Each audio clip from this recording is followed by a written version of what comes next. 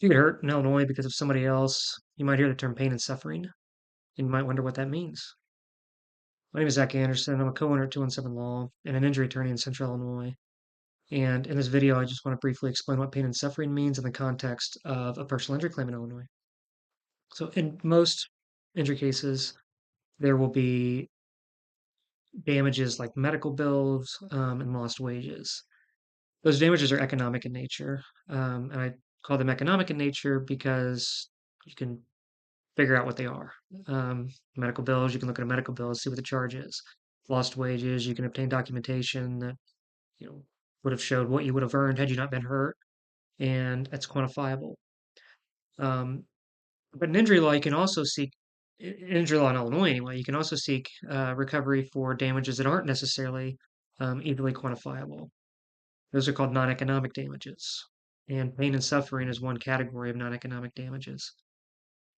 Pain and suffering just generally refers to is the pain, discomfort, and limitations caused by an injury. Um, Emotional impact of an injury is also a type of non-economic damage, as is loss of enjoyment of normal daily activities. As I mentioned before, or alluded to before, unlike medical bills or lost wages, pain and suffering damages don't come with a fixed dollar amount. The value, instead of pain and suffering, is typically evaluated on a case-by-case basis. Some um, some lawyers and some law firms will figure out what they think pain and suffering is worth by taking economic damages, multiplying that by whatever number they pull out of thin air, and then using that to using whatever number that comes out to argue what they think pain and suffering damages are. In my opinion, the best way though of showing pain and suffering and advocating on behalf of somebody is to tell their story.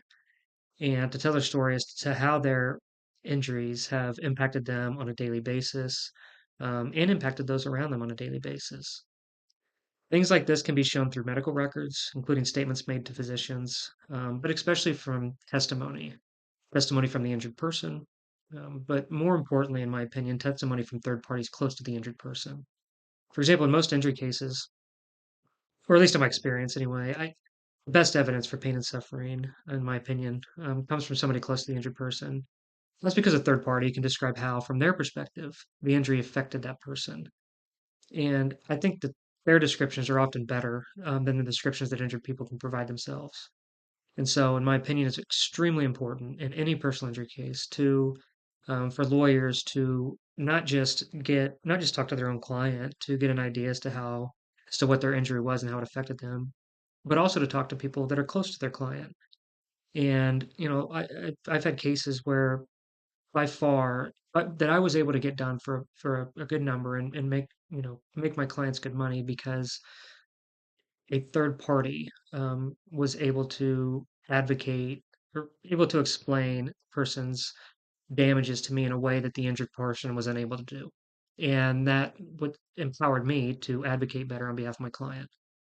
So if you are injured in Illinois, I think it's very important that you work with a lawyer in a law firm that takes that approach to it instead of just, you know, reaching a pain and suffering number based on some sort of a multiplier. If you're injured in Illinois and Central Illinois, and you have any questions about pain and suffering or damages or really anything to do with an injury case, please feel free to reach out. Be happy to talk to you and see if we might be a good fit to work together.